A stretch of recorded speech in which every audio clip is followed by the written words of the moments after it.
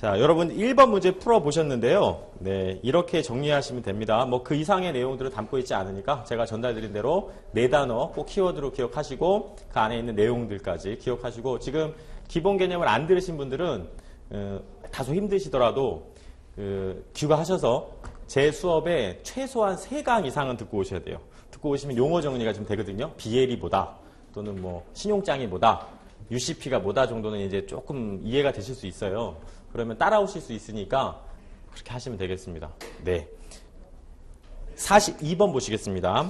국제물품 매매계약에 관한 UN 협약 CISG 32조 선적수배 의무에 관련된 규정이다. 괄호 안에 들어갈 내용으로 올바른 것은 했습니다. 또 CISG 나왔네요. CISG가 뭐다? 누가 제정? 제정 주체? UN. 규칙이다, 법이다. 법이다. 협약으로서 법의 위치에 있다고 꼭 기억하세요. 체약국이면 자, 우리 적용이 되는 것이겠죠. 그렇게 기억하시면 되고 32조 선적수배 의무 한번 살펴보겠습니다. 여기 보시면 셀러는 만약 셀러가 이런 표현들은 꼭 기억하셔야 돼요. 제가 부탁드리는 건 색깔을 좀 달리 하셔야 됩니다. 이게 중요하게 잘 나오는 표현들이 있거든요.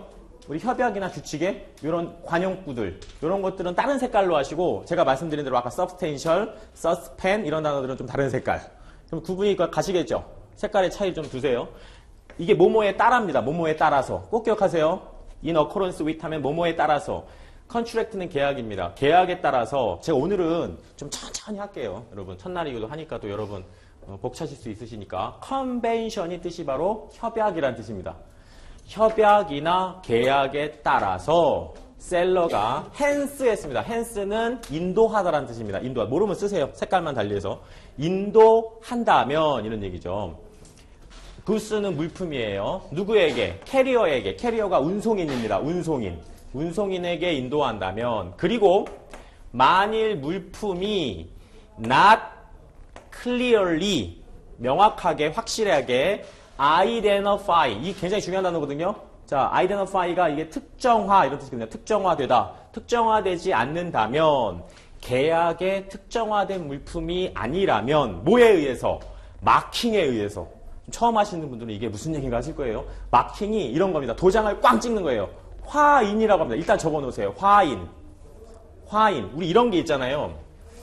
우리 수출상이 물건을 보낼 때 상자에다가 화인을 찍어요. 뭐 다이아몬드 표시 계약서에 쓰거든요. 실무적으로 야 다이아몬드 표시로 여기다가 뭐 우리 원산지랑 뭐 너 이름이랑 쓸게 이렇게 해서 표시 특정의 표시를 해요. 특정화한다라는 건 여러분 이런 뜻입니다. 수출상이 수입상한테 물건을 보낼 때 야 수입상아 내가 이렇게 물건 보낼 테니까 그게 네 거야? 너 인지 잘해라. 네 물건이니까 수령 잘해. 이걸 불특정문을 특정화한다고 그래요. 제가 이 리모컨을 보내요. 수입상한테. 그런데 수입상은 내가 보낸 건지 모르죠. 자기 물건인지 모르잖아요. 여기다가 화인을 딱 찍어요. 상자에다가. 누구누구 거임. 그럼 알 수 있잖아요. 내 건지. 그게 바로 화인이란 겁니다. 아셨죠? 화인에 의해서 계약의 물품으로 특정화되지 않는다면 또 by shipping documents 선적 서류에 의해서 특정화되지 않는다면 otherwise는 뭐 그렇지 않으면 또 다른 방법으로 뭐 이런 뜻입니다. 셀러는 주어야 한다. 바이어에게 빈칸, 물품을 특정화하는 스페시파이가 특정하다 뜻이니까 물품을 특정화하는 빈칸을 셀러는 바이어에게 주어야 한답니다. 무슨 얘기인지 하나도 모르겠죠. 자, 제가 답부터 그냥 말씀드릴게요. 이거 워낙 유명한 거라서. 정답은 3번입니다. Notice of Consignment 해서 탁송 통지란 뜻입니다. 이게 consignment이 탁송이고요. notice가 통지예요. 탁송 통지. 써보실까요? 탁송 통지를 해야 됩니다. 탁송 통지. 탁송 통지. 탁송 통지. 이건요, 여러분. 핵심 정리를 할게요. 자, 우리 오세진 강사는 정리 꼭 해드립니다. 우리 이건 운송계약과 관련된 거예요. 운송계약. 운송계약과 관련이 된 사안인데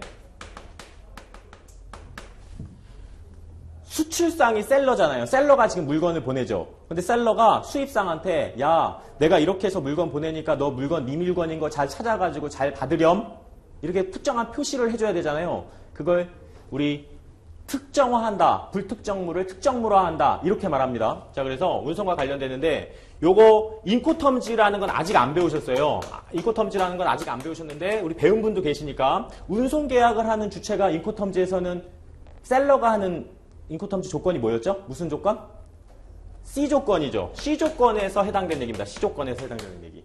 C 조건에서 해당되는 얘기고 이거 모르셔도 돼요. 지금 들으시는 분들은 나중에 아시죠. 일단 운송계약과 관련된다. 이렇게 알고 계시고 우리 물건을 보낼 때 자, 불특정물을 특정물화해서 보내는 거예요. 특정물화로 이렇게 변이를 해서 보내는 거예요. 이 특정물로 만드는 방법이 영어에서 자, 우리 CISG 영문에서 이제 방법이 세 가지가 있습니다. 첫 번째가 포장을 해서 구분시켜 주는 거죠. 야, 이거 네 물건이다. 나 이런 포장 들어갈게. 포장을 통해서. 두 번째, 우리 아까 화인이라고 했죠. 영어로는 뭐다? 마킹. 도장을 꽝 찍어가지고 야, 이거 네 물건이다라고 표식을 해주는 거죠. 아니면 3번, 특정 통지를 하는 거예요. 특정 통지. 야, 언제 특정 통지 하냐면요. 주로 이런 거죠. 처음 하신 분들은 쌀, 곡물, 막 시멘트 이런 것들을 살물이라고 해요. 물, 아니. 이런 리모컨 이런 건 딱 개당 하나, 둘, 세 개 셀 수가 있잖아요. 따로 포장도 가능하고. 그런데 쌀 같은 것들은 시멘트 같은 경우는 포장이 안 되잖아요. 그냥 무대기로 가는 거지. 그걸 살물이라고 합니다. 살물의 경우에는 살물. 벌크라고 합니다. 벌크 카고. 기억하세요. 벌크 카고의 경우에는 도장 못 찍잖아요. 화물에다가. 그리고 포장하기도 애매하고. 그래서 이때 특정 통지를 하는 겁니다. 아셨죠? 특정 통지. 그게 바로 탁송 통지예요. 야, 내가 너한테 이거 보내는데 배편은 이런 배로 갈 거야. 이런 배로 가고 몇 년, 몇 월, 몇 시에 어디 항으로 가는 배야. 이렇게 정리를 해줘요. 누가? 매도인이, 수출상이. 아셨죠? 너 물건 잘 받아. 내 물건. 이런 걸 뭐라고 한다? 특정 통지라고 해요. 아셨죠? 특정 통지. 이걸 할 수밖에 없는 거지. 안 하면 물건 못 받는데? 내 물건인지 인지가 안 돼서? 자, 그런 얘기입니다. 이렇게 정리해 놓으세요. 아, 이건 운송계약과 관련된다. 인코텀지 C 조건에서 수출상이 운송계약을 하는 경우 그리고 불특정물을 특정물로 하는 그런 얘기구나, 이게. 특정으로 만드는 방법은 포장으로 하는 방법, 화인으로 하는 방법, 특정 통지로 하는 방법. 특히 특정 통지로 하는 것은 살물, 벌크 카고의 경우에 해당한다. 이렇게 알고 계세요. 그래서 이거 답은 탁송 통지다. 이게 바로 특정 통지를 말하는 거예요. 아셨죠? 여기 잠깐 보세요. 다시 한번 해석해 볼게요. 만일 수출상이 뭐에 따라서, 계약에 따라서 혹은 이 협약에 따라서 인도한다면 물건을 누구에게? 운송인에게. 그런데 또 그리고 만일 물품이 아직 not이에요. not. 이런 것도 잘 표시하셔요. not clearly identify. 계약의 특정화가 안 됐다면, 계약 물품으로서 구분이 안 된다면 이런 뜻이에요. 안 된다면 뭐에 의해서? 화인, 도장 꽝, 화인에 의해서 물품에다가 하는 그런 게 할 수 없다면, 그리고 쉬핑 서류, 운송 서류에 의해서 특정화가 안 된다면, 또 다른 방법으로 안 된다면 셀러는 주어야 한다. 바이어에게. 형광펜 칠하실까요? 여기 이 부분. 셀러는 주어야 한다. 바이어에게 무엇을? 물건을 특정화하는 3번을 주어야 한다. 아셨죠? 그게 바로 요걸 얘기하는 겁니다. 이 지문만 딸랑 보시면 뭔 얘기야 이렇거든요. 이걸 꼭 알고 계셔야 돼요. 본질은 세 가지가 가능한데 살물의 경우엔 이렇게 처리한다. 배편이라든가 일시라든가 특정 항을 우리 통지해 주는 거죠. 수출상이 수입상에게. 아셨죠? 오케이. 어려운 내용은 아닙니다. 자, 이렇게 가시고 여러분들한테 부탁드릴 게 있어요. 또 이건 이 조항에 대한 얘기인데 여기까지 아시면 합격할 수 없어요. 더 아셔야 될 게 있어요. 이 문제에는 나와 있지 않지만 이 속에 숨어 있는 내용들 잘 보세요. 또 핵심 정리니까 우리 CISG를 지금 보고 있잖아요. CISG. 이 CISG가 어떤 거냐면요. 이 C가요, 여러분. 컨벤션이라는 단어예요. 컨벤션. 협약이죠. 협약이란 뜻이 있어요. 협약. 하나 더 추가해서 좀 알고 계세요. 협약. 그 다음에 또 이런 뜻도 있죠. 이 C가 contract. 여기 있죠. contract. 계약이란 뜻도 담고 있어요. 계약. 그리고 여기 I가 뭐냐면요. 여러분, 인터내셔널이에요. 그럼 무슨 뜻이죠, 그게? 국제란 뜻이에요. 국제성. 국제. 그 다음에 S가요. 세일이에요. 세일. 매매. 매매. 아셨죠? 매매, 세일. 사고 파는 거, 물건을 매매하는 거. G가요. 바로 요 녀석이에요. 구스. 그래서 이게 물품이에요. 자, 그래서 여러분 보시면 이 CISG가 약자에서 이니셜에서 나오는 거예요. 국제, 물품, 매매, 계약을 규정하고 있는 거예요. 그런 통일법이에요. 아셨죠? 국제, 물품, 매매, 계약. 아셨죠? 이렇게 인식하시고 계시고 제가 하나하나 좀 설명드리고 싶은데 이제 시간 관계상 우리 문제반에서 요 정도만 기억하고 계세요. 나중에 뭐 2차 때 들으시면 되니까. 국제라는 요 개념이 굉장히 중요해요. 보통 트레이드라고 하면 굉장히 광의의 뜻이거든요. 트레이드. 그럼 우리 지금 국내에서 물건 거래하는 것도 트레이드예요. 우린 보통 무역이다 하면은 그냥 국제무역인 거 알잖아요. 그런데 명확하게 이것은 국제무역에 반영된 것이다라는 걸 CIS에서 밝히고 있어요. 국제무역이다. 그래서 국제성을 반영하고 있는 게 CISG 1조에 나와요. CISG 1조. 1조에 보면 이런 말이 나옵니다. 여러분 기억하세요. 영업소라고 해요. 영업소. 영업소란 말도 기억하세요. 셀러하고 그러니까 수출상과 수입상의 영업소가 반드시 상이한 국가에 있어야 돼요. 상이한 국가에 소재하고 있어야 돼요. 상이한 국가에 소재하고 있어야 된다. 있어야 된다. 국제성을 강력하게 피력하고 있어요. CISG는. 아셨죠? 상이한 국가에 있어야 된다. 국내 거래가 아니라 국내 거래는 국내법이 적용되고 국제거래에 대해서 규정한다. 이런 얘기를 담고 있는 거죠. 두 번째. 지금 물품에 대한 얘기가 나온 거예요. 물품. 그렇죠? 물품 갖고 특정화하라 이런 얘기 아닙니까? 물품에 대한 얘기가 나오는데 요거 물품. 구스. 보세요. CISG에서는요. 이 물품에 대한 규정이 없어요. CISG에는 물품에 대한 정리 규정이 없다. 기억하세요? 특별히 어디에 이렇게 조항에 보면 물품이란 무엇이다. 이런 정리는 안 돼 있어요. 그러면 무엇을 이용하냐면요. 처음 배우신 분들은 그냥 용어만 익숙해지시면 돼요. SGA라는 게 또 있어요. 이게 영국의 물품 매매법이에요. 영국의 물품 매매법. 자, 영국의 물품 매매법 쓰세요, 여러분들은. 영국의 물품 매매법. 요 물품 매매법의 규정을 원용하고 있어요. 빌려 쓰는 거지. CISG의 물품에 대한 정리가 안 돼 있으니까 SGA라는 영국 물품 매매법.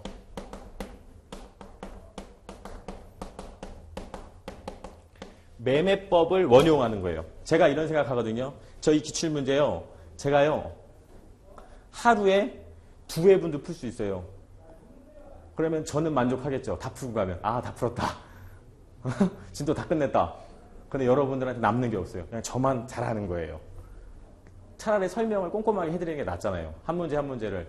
중요한 문제라면 내 것으로 만드는 게 훨씬 더 중요합니다. 아셨죠? 그렇게 적으셔야 돼요. 물품 매매법에 원용하면 여기에 이렇게 규정되어 있어요. CISG당 물품이라고 하는 것은 선물이라는 게 있고 현물이라는 게 있어요. 선물과 현물. 선물하고 현물의 구별 기준은요. 뭐냐면 이런 거예요. 계약 체결 시점에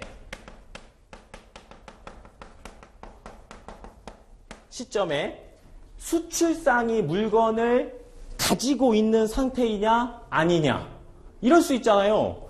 내가 이거 분필 다 만들었어. 보내야겠다. 그럼 내가 지금 점유하고 있죠. 점유 상태. 점유 여부로 따지는 거예요. 점유라는 건 물건을 가지고 있다는 얘기예요. 점유 여부에 따라서 내가 가지고 있으면 현재 갖고 있으니까 현물이라고 해요. 아셨죠?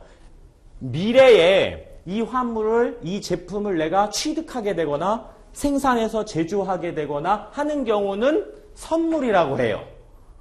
아셨죠? 기억하세요? 이건 아직 내 앞에 없는 거, 이건 내 앞에 있는 거. 계약 체결 시점에. 이해하셨죠? 두 번째가 중요한 게 바로 문제화된 이거예요. 불특정물이라는 개념이 있고요. 특정물이라는 개념이 있어요. 우리 아시겠죠? 이건 아직 매수인이 자기 물건임을 인지하지 못한 상태. 이건 인지된 상태죠. 이거 인지하게 하는 방법 세 가지보다 포장, 화인, 통지. 야, 이 배편으로 간다. 쌀이. 이거죠. 이렇게 세 가지. 그래서 요걸 이렇게 만드는 이런 과정이 필요한 거예요. 불특정물을 특정물로 만드는 과정이. 그래서 여러분들이 꼭 알고 계셔야 될 건 현물, 불특정물. 그래서 방법은 이렇게 돼 있어요. 우리 인코텀즈에서도 이런 말이 나와요. 인코텀즈 얘기는 제가 왜 하냐면은 인코 쓰기 전에 여러분도 필기니까 기억하시기 좋게 이렇게 기억하세요. 포장으로 구분을 하거나 다시 한번 그리고 또는 화인으로 구분시켜주거나 특정 통지를 통해서 자 해준다 이렇게 알고 계시고 덧붙여서 요런 협약 규칙 간의 상관관계도 생각하셔야 돼요. 2차에서. 인코텀즈에서도 이런 얘기가 나와요. 아직 처음 배우신 분들은 필기만 해놓으세요. 인코텀즈의 A9이라는 규정이 있어요. 그죠? 인코텀즈 A9. A9에도 보면 화인과 포장에 대한 얘기가 언급이 돼 있어요. 거기에.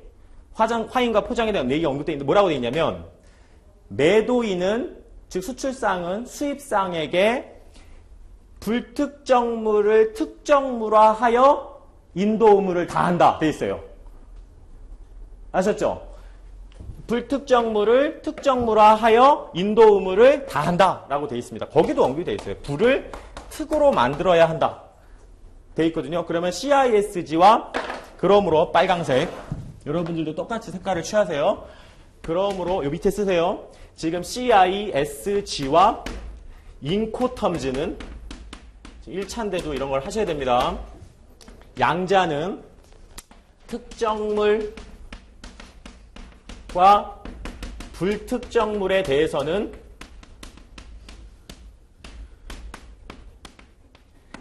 같은 얘기를 하고 있는 거예요? 다른 얘기를 하고 있는 거예요? 같은 얘기를 하고 있는 거죠. 그죠? 인코텀즈에서도 그렇게 얘기하고 있으니까. 불특정물을 특정물화하여 인도 의무를 다한다 라고 규정이 되어 있으니까 동일한 취지, 입장을 갖는다라고 2차 때도 기술하셔야 돼요. 아셨죠? 이 부분에 대해서 입장을 취한다. 취지, 입장을 갖는다. 이렇게 쓸까요? 그럼 이제 정리가 되시는 거죠. 네. 요게 지금 CISG상의 특정물을 불특정물을 특정물화하는 그런 탁송총지에 대한 문제지만 여러분 머릿속에서는 재수강 생기면 이게 딱 정리가 돼 있어야 돼요. 또 하나 더 업그레이드 시키면 요것까지 기억하셔야 돼요. 물품이 나왔으니까. 물품에 대한 얘기로 하나만 더 드릴게요. 자, 필기하셔야 돼요. 우리 CISG에서는요. 우리 3조에 언급이 돼 있거든요. 3조에 이런 얘기가 나와요. 우리 그런 거 있죠. 내가 특정한 제품이 좀 필요해요. 그럼 중국에다가 야, 내가 재료 보낼 테니까 너 이런 물품 좀 만들어줘. 그거를 임가공이라고 해요. 위탁가공, 무역. 아셨죠? 내가 재료랑 이거 보낼 테니까 생산해서 보내줘. 그럼 내가 너한테 그런 수수료는 줄게. 생산 비용 같은 것들은 줄게. 뭐 이런 얘기 할 수 있죠? 쉽게 말하는 겁니다. 지금 제가 처음 하시는 분들이 있어서. 자, 3조에 보면 위탁가공무역 그런 거. 주문자가 3조에 보면 이런 게 나와요. 주문자가 정말 그 제품의 중요한 부분을 공급하는 경우에는 CISG의 적용 대상이 아니다. 즉 이 말은 위탁 가공 무역은 CISG에서 적용하는 물품이 아니다라는 뜻이에요. 아셨죠? CISG에서는 물품이라고 보지 않는다. 임가공은. 임가공이 뭐다? 물품의 중요한 부분을 중국에 보내서 중국에서 낮은 인건비를 통해서 생산해서 제품으로 보내는 거. 그런 행위를 임가공이라고 해요. 위탁가공무역. 이건 CISG에서 물품으로 보지 않는다. 적용 대상이 아니다. 아셨죠? 또 하나, 서비스가 왔다 갔다 하는 거 있잖아요. 이런 경우에도 적용 대상이 아니다. 이렇게 기억하셔야 돼요. CISG에서는. 특정물과 불특정물에 대한 개념도 정리가 됐고, CISG는 3조에서 위탁가공 무역을 이 협약의 적용 대상으로 보지 않고 있고, 또 서비스가 왔다 갔다 하는 것도 수출 수입의 적용 대상으로 보고 있지 않고, 단지 물품만, 그래서 구스인 거예요. CISG. 물품만 왔다 갔다 해야 되는 거예요. 아셨죠? 물품만. 서비스는 적용하지 않아요. 그런데 CISG에서의 물품이 이렇다는 얘기입니다, 지금. 그런데 우리나라 지금 공정무역을 위해서 양자 간의 무역에 대한 규정을 담고 있는 우리나라의 그 무역의 3대 법규 있죠. 대무법, 그리고 대무역법, 그리고 통관에 관련된 관세법, 그리고 결제에 관련된 외국항거래법. 여기서 대외무역법, 우리 2차에서 또 배우십니다. 대무역법과의 또 연관성도 생각하셔야 돼요. 대무역법은요, 훨씬 광의의 물품을 규정하고 있어요. 대외무역법상의 물품은요, 어떤 거냐면요, 보세요. 첫 번째, 유체물이 그 대상이에요. 유체물. 유체물이 뭔지 아시죠? 형태가 있는 아이들. 이런 애들은 다 무역 대상인 거예요. 물품인 거예요. 대무법상 물품인 거예요. 두 번째, CISG에서 인정하지 않고 있는 용역 서비스. 유체물을 뭐라고 하냐면요, 구스라고 해요. 구스. 아셨죠? CISG에선 요것만 지금 대상이죠. 그런데 대외무역법에서는 유체물도 대상이고 용역, 서비스도 그 대상이에요. 그쵸? 기억하세요, 지금. 자, 세 번째. 뭐도 또 대상이냐? 전자적 형태의 무체물.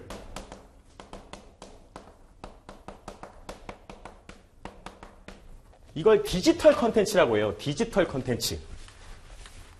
디지털 컨텐츠.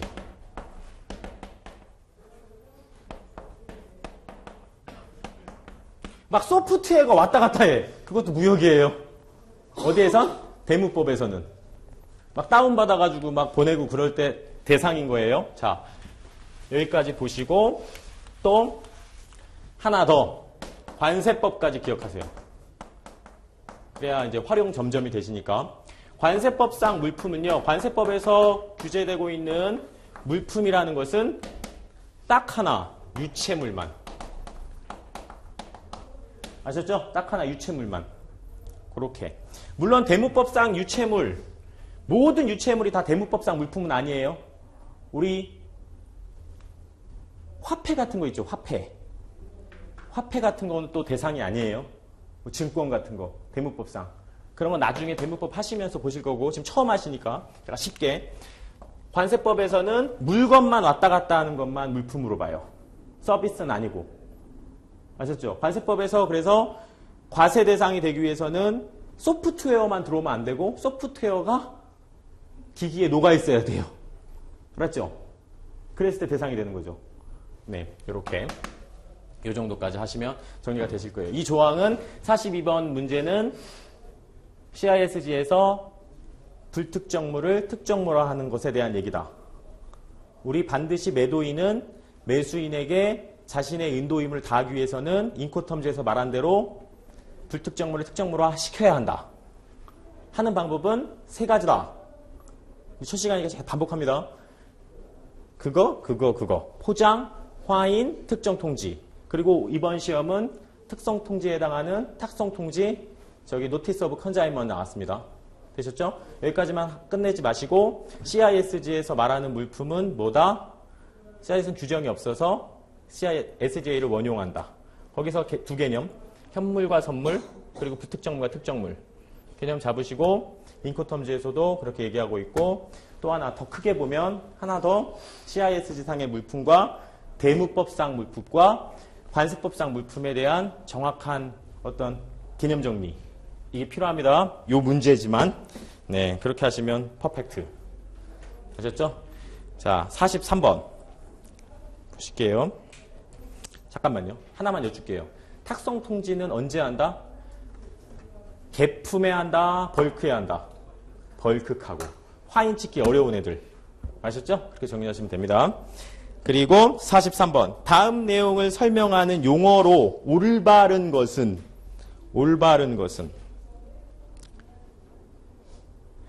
자, 그거 하시기 전에 자, 요거에다가 형광펜 한번 빨강색으로 칠하고 하셔야죠. 자, 여기에 identified. 여기 빨리 표시하세요. identified. 이게 계약에 특정화된다는 거죠. 여기 낫에다가 박스. 여기 낫에다가 박스. 그 다음에 요거 형광펜 칠하셨죠? 여기 맨 마지막 문장. 네, 이렇게 하셔야 돼요. 네, 그러면 다음에 나왔을 때도 익숙하거든요. 제가 여러분 체화할 수 있는 것까지 고려해서 수업하잖아요. 그렇게 해야 머리에 남아서 이게 정보가 네트워킹이 되는 거예요. 아, 이렇게 연결도 되지고. 다음. 용어 문제 나왔네요. 용어로 올바른 거, 옳은 동그라미. 항상 동그라미 쳐요. 옳은의 동그라미. 지금 문제가 옳은 게 있고 아는 게 있거든요. 실수하시면 안 돼요. 옳은의 동그라미. 보시면 거기 첫 번째 줄에 진짜 중요한 표현 나왔어요. 표현. due diligence 나왔죠. due diligence. 무슨 뜻이냐면요. 상당한 주의란 뜻이에요. 쓰세요. 상당한 주의. due diligence. 여러분 그 문제 또 쓰셔도 돼요. 제가 새 것도 드릴게요. 새 것도 드릴 테니까 막 필기 하세요. 내가 관계자분한테 달라고 할 테니까. 그 필기 하시고 이제 새 걸로 보셔서 어느 정도 지금 기억이 남아있나 확인해 보세요. due diligence보다 상당한 주의다. 그다음에 앞에 as 있죠. as 동그라미 치세요. as가요. 이 협약에서 뜻이 많아요. as 뒤에 지금 명사밖에 없죠. 동사 없죠. 그러면 로서란 뜻이에요. 로서. 아셨죠? as 플러스 명사는 그 as가 로서란 뜻이에요. 로서. 근데 as 뒤에 주어 동사가 붙는 경우가 있어요. 협약에 보면. as 다음에 주어 동사가 붙으면 세 가지 뜻만 기억하시면 돼요. 뭐뭐 할 때. 두 번째, 뭐뭐 때문에. 세 번째, 뭐뭐 함에 따라만 기억하시면 돼요. 아셨죠? 이렇게 기억하세요. 여기서는 뒤에 명사밖에 없으니까 뭐뭐로서죠. 자, 상당한 주의로서 뭐에 따라 according to 또 밑줄. according to가 뭐뭐에 따라서 이런 뜻입니다. 상당한 주의로서 according to 뭐에 따라 lawful 하면은 법적으로라는 뜻입니다. 법적으로, 법적인. 그리고 reasonable 하면 합리적인. and 그리고 well known 하면 잘 알려진. 됐죠? 단어 됐습니다. 그리고 다음 줄에 custom에다가 박스. 빨간색 박스, 커스텀이 관습이라는 뜻입니다. 어떤 관습이냐면 of fault, 전치사 플러스 명사 내가 안명사 수식한다고 했습니다. of fault 뭐죠? 항구의 관습. 그렇죠? 항구의 관습. 그 다음에 false involved, 관련 항구의 관습, 관련 항구들의 관습. 아셨죠? 일단 정리하면 항구들의 관습입니다. 그리고 옆에 보니까 더 차터러 나와있죠. 차터러는 용선자라는 뜻입니다. 용선자. 일단 밑줄 치세요. 용선, 나중에 용어 배우세요. 용선자는 must, 로드가 굉장히 중요한 단어입니다. 우리 기초적으로. 로드가 선적하다는 뜻입니다. 선적해야 한다. 돼 있죠. 선적해야 한다. and, 그리고 discharge. 이 and or은 제가 나중에 알려드릴게요. 굉장히 법적으로는 중요한 표현인데, and or. 자, 우리 discharge는 물건 내리는 거 있죠? 양육이라, 양하해야 한다. 아셨죠? 물건을 선적하고 양하해야 한다. 되셨나요? 그 다음에 옆에 계속 보세요. as rapidly가 빠른인데 거기에 박스 치세요. as rapidly as possible. 무슨 뜻이냐면 가능한 한 빨리라는 뜻입니다. as possible 하면 뜻이 뭐죠? 가능한 한 뭐뭐 하게거든요. as rapidly as possible 해서 가능한 한 빨리 선적하고 물건 내리고 해야 한답니다. 관습에 맞게. 아셨죠? 지금 빨간색 네모친 거 잘 보세요. 그 다음에 depending on 또 밑줄. depending on이 또 무슨 뜻이냐면 뭐뭐에 따라, 이거 똑같은 뜻입니다. 뭐뭐에 따라 뭐뭐에 의존해서 이런 뜻입니다. 두 개 다 쓰세요. 뭐뭐에 따라 뭐뭐에 의존해서. 그게 해석이 막 달리 되는 경우가 있거든요. 뭐뭐에 따라 뭐뭐에 의존해서. 뭐에 의존해서. prevailing에서 이게 지배적인, 우세한 이런 뜻입니다. 지배적인, 우세한. circumstances에서 상황이죠. 지배적인 상황에 의존해서 이런 뜻입니다. 어디에? F부터 끝까지 묶으세요. At the loading discharging place 하면 무슨 뜻이죠? 그게 선적되는 장소 또는 물건 내려지는 장소에서 그 지배적인 상황, 막 비가 올 수도 있겠고, 그죠? 눈이 내릴 수도 있겠고, 그런 상황에 맞추어서 depending on 해서 가능한 한 빨리 물건 내리고 가능한 한 빨리 물건 실으란 얘기예요. 아셨죠? 이게 바로 뭐냐면요. 용어인데요. 자, 관습적 조속하역이라는 겁니다. 쓰세요, 여기다. 이게 바로 유명한 우리 용어 중에 하나인데 관습적 조속하역 이런 뜻이에요. 관습적 조속하역. 영어로 하시면 영어도 좀 정리하세요. 자, 우리 몇 번이냐면 그래서 1번입니다. 1번. 1번에 보면 CQD라고 나오죠. 그게 바로 커스터머리 C 그 다음에 퀵 그 다음에 우리 디스패치라고 합니다. 디스패치. 그래서 관습상 그 해당 항구의 관습에 맞추어서 가능한 한 빨리 디스패치하라. 그래서 앞 글자 따서 CQD라고 합니다. CQD. 아셨죠? 이렇게 해서 이건 특별한 설명은 필요 없고요. 여러분이 아셔야 돼요. 이 용어적으로. 자, CQD가 뭐다? 관습적 조속 하역으로서 영문 해석하신 대로 입으로 하세요. 같이. 자, 그 해당 항구의 상황, 우세한 상황, 비가 오는지 누가 오는지 아니면 뭐 관습적으로 어느 날에는 하역을 못하고 하고 하는 방법들이 있겠죠. 항구마다. 그 상황에 맞게끔 가능한 한, 그러나 가능한 한 빨리 선적하고 물건 내리세요. 이게 뭐다? CQD. 아셨죠? 네. 다른 건 보실 필요 없습니다. 뭐 WW 이거는요. 나중에 다 배우세요. 우리 개념 시간에. 넘기세요. 네. 자, 우리 44번 보시면요. 국제물품 매매 계약에 관한 UN 협약 또 나왔네요. UN 협약 85조 매도인의 보존 의무와 관련된 규정이다. 괄호 안에 들어갈 용어를 순서대로 바르게 나열한 것은 이렇게 돼 있죠. 여러분 앞에 이제 다시 자 확인 차원에서 한번 다시 적으세요. CQD라고 적으셨죠? 자 관습상 다시 적으세요. 관습상 가능한 한 빨리 요건 기억하세요. 빨리 우리 선적도 하고 하역도 해라. 이렇게 정리하셔야 돼요. 핵심 정리. 그냥 넘어가시면 안 돼요. 커스터머리 관습상 가능한 한 빨리 선적 하역해라. 디스패치해라.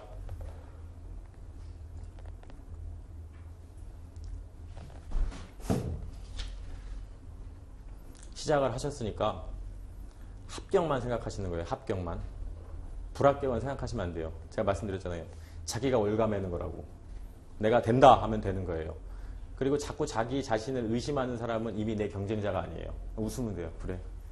나 될까 안 될까 의심하잖아요. 그런 학생들이 있으면 친구들이 있으면 주변 분들 계시면 넌 내 경쟁자가 아니구나. 이렇게 생각하시면 돼요. 난 된다고만 생각하니까. 내가 정말 무서운 강자죠. 그리고 그랬을 때 더 공부의 진척도 좋아지는 거예요. 쭉쭉쭉 진도가 나갈 수 있어요. 내 자신을 믿으니까. 그렇게 나가는 거예요. 그리고 이 불공정한 경쟁이 있어요. 살다 보면. 공정치 않으네 이건. 너무 불합리한데. 그럼 그건 어쩔 수 없는 거예요. 무릎 꿇어야지 뭐. 불공정한데. 근데 공정하잖아요. 이건 참. 이 OMR이라는 건 이보다 공정한 건 없어요. 내가 한 게 그대로 드러나거든요. 이런 경쟁에선 반드시 이겨야지. 그죠? 반드시. 공정한 거에서는 이겨야 된다. 내가 하려고 했다면. 우리 44번. 매도인의 보존 의무와 관련된 규정이다. 괄호 안에 들어갈 순서를 바르게 나열한 것은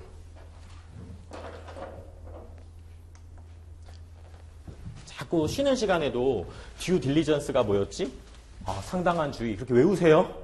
집에 가시면서도 오늘 배운 것들을 이제 제가 했던 말들 뭐 다 기억나진 않으시겠지만 집에 가시면서 이렇게 좀 되뇌어 보세요.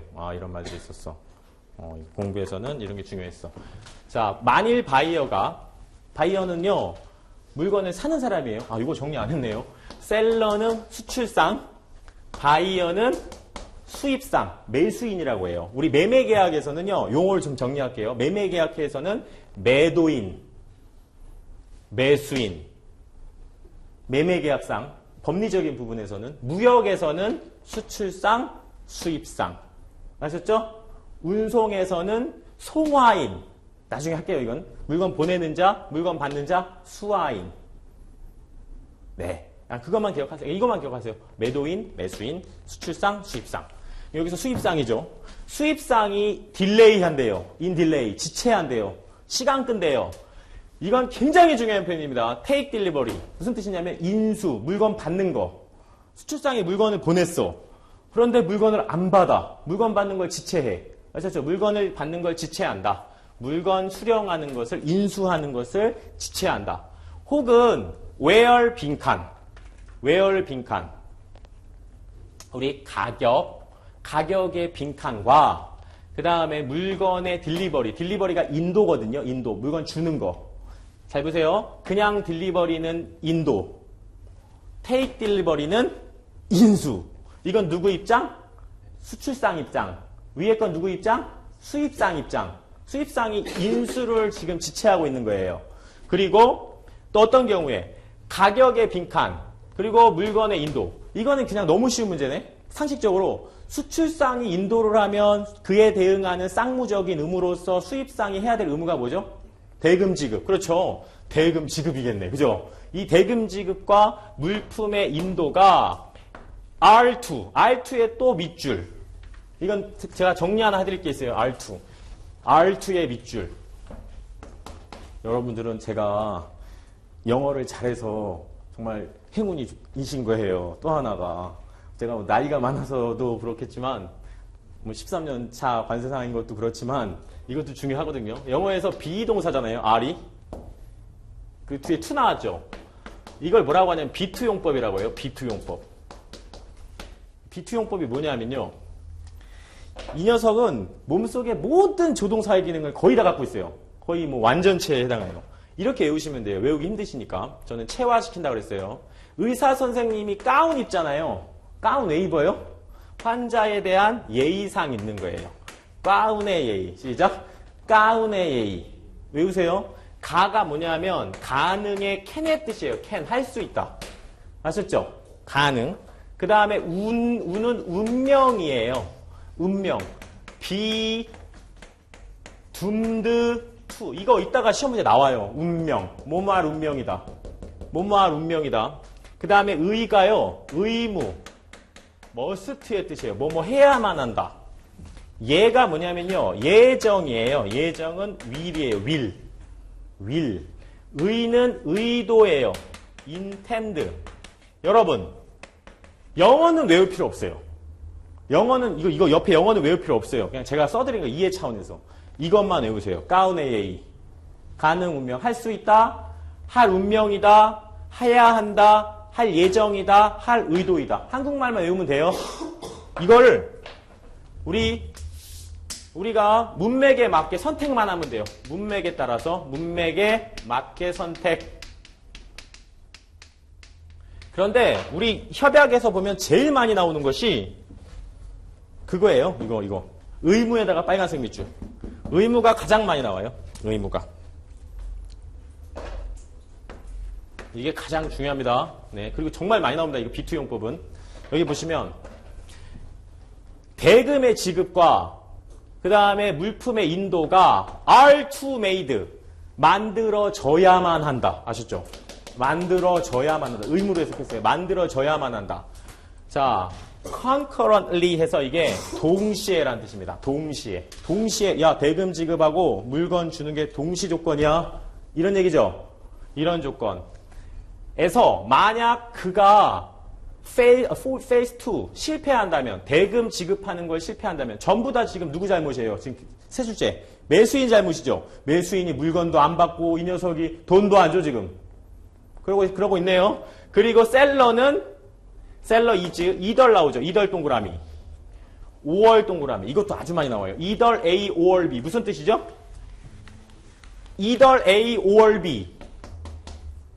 이거 꼭 기억하셔야 돼요. A, 5월 B. 처음이니까.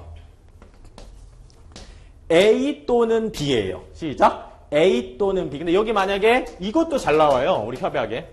규칙에. neither A nor B예요.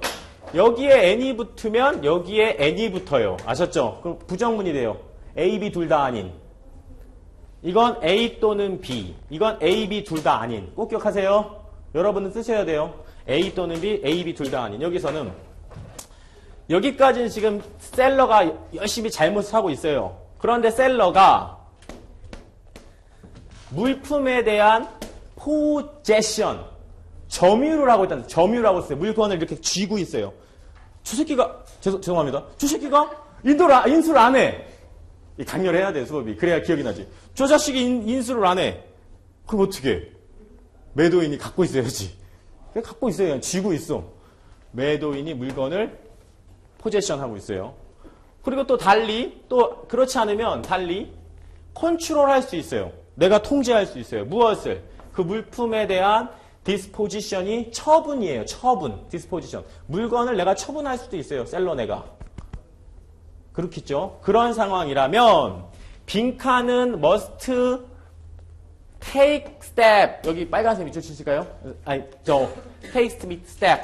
take such step. 밑줄 치세요. 무슨 뜻이냐면 조치를 취하랍니다. take step이 조치 취하다거든요. 자주 나오는 표현이에요. 조치를 취해야만 한다. 그 앞에다가 must에도 또 네모 하나 칠하시고요. 조치를 취해야만 한다. 조치를 취해야 됩니다. 이게 무슨 얘기냐면 매수인이 지금 잘못하고 있는데 매도인은 아무 죄가 없잖아요. 근데 매도인은 조치를 취해야 된대요. 어떤 조치? As are reasonable. 그래서 이게 합리적인 조치. In the circumstances에서 그 상황에라는 뜻이거든요. 상황. 그 상황에 합리적인 그러한 조치를 취해야만 합니다. 이런 뜻이죠. 그리고 to preserve가 나왔어요. 밑에 두 번째 줄에 to preserve them. them은 물품이에요. 물품을 보존하기 위해서.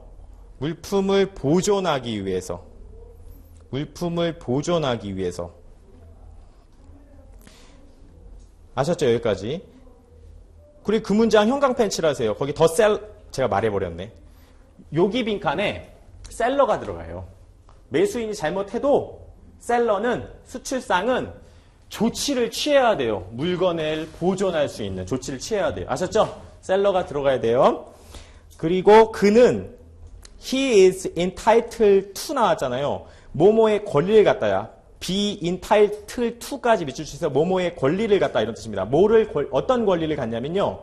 빈칸할 권리를 갖게 됩니다. 그것들을 빈칸할 권리를 갖게 됩니다. 언제까지? until 뭐뭐까지? He has been reimbursed 하면은 상환하다, 돈 갚다 이런 뜻이에요. 맨 마지막 제줄에. reimburse 뜻이 뭐라고요? reimburse 상환하다, 돈 갚다, 보상받다 뭐 이런 뜻이거든요. 보상받을 때까지.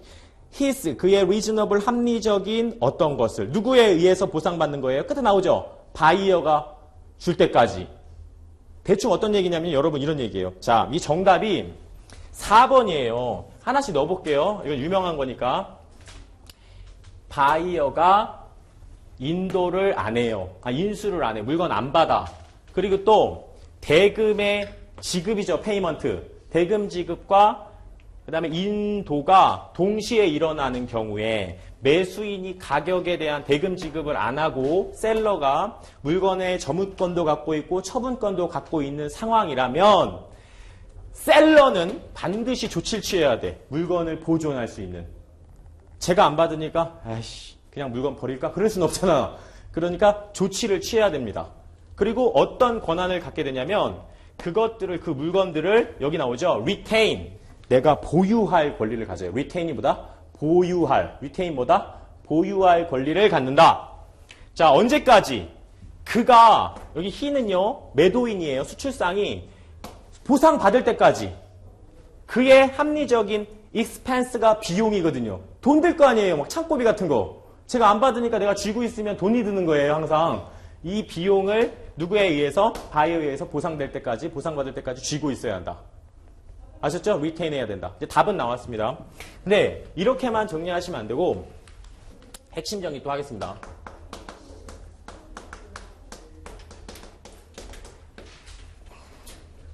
지금요. 매수인이요. 매수인 하면 좀 어려우시니까 바이어가 인수를 안 해요. 그죠? 물건을 안 받아야 되는데. 그리고 대금 지급도 지금 안 하고 있는 상태예요. 그러면 누가 지금 위반한 거예요? 위반의 지금 주체 누구예요? 당연히 매수인이겠죠? 위반의 주체는 당연히 매수인이죠. 지금 매수인. 바이어겠죠. 바이어가 위반하고 있다.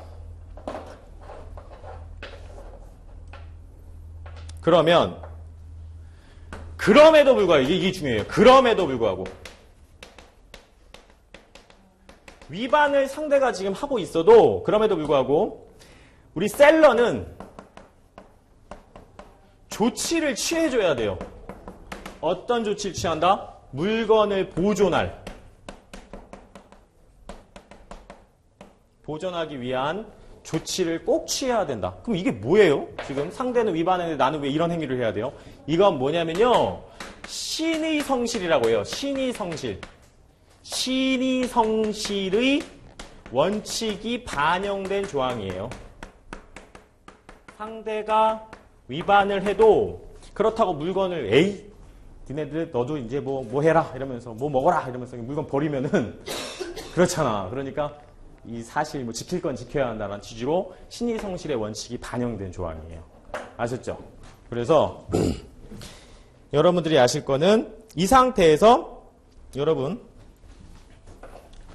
점유는 누가 하고 있어요? 점유는 지금 셀러가 하고 있으니까. 그리고 얘들아, 얘들 죄송합니다. 위험은 옛날 버릇이 나오네요. 옛날 버릇. 위험은 어떻게 됐죠 지금? 누가 위험을 지금 쥐고 있는 거예요? 넘어간 거예요. 그렇죠. 똑똑하시네요. 매수인한테 넘어갔어요. 위험은. 바이어에게 이전된 거예요. 제가 위반했으니까. 바이어에게 이전된 거죠. 이제 얘 책임이지. 네가 위반한 거니까. 그렇죠.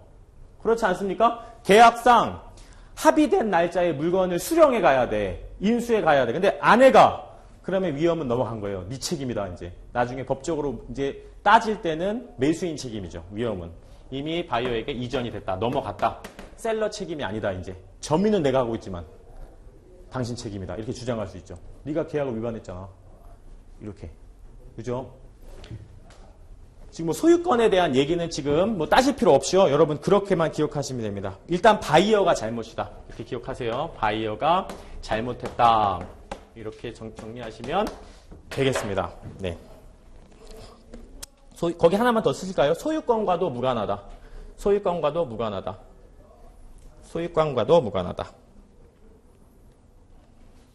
단순히 신의 성실의 원칙을 반영한 조항이다. 아셨죠? 신의 성실의 원칙을 반영한 조항이다. 이거 그냥 문제만 풀고 답만 체크하시는 분들하고는 여러분 완전 질적으로 다른 사람이에요. 여러분 제가 지금 빨강색이 없어서 그런데 여기 형광펜 한번 치세요. 그럼에도 불구하고 셀러는 조치 취해야 된다. 물건 보존을 위해서. 이게 가장 중요합니다. 너가 잘못해도 내가 물건은 지킨다. 신의 성실상. 이거죠.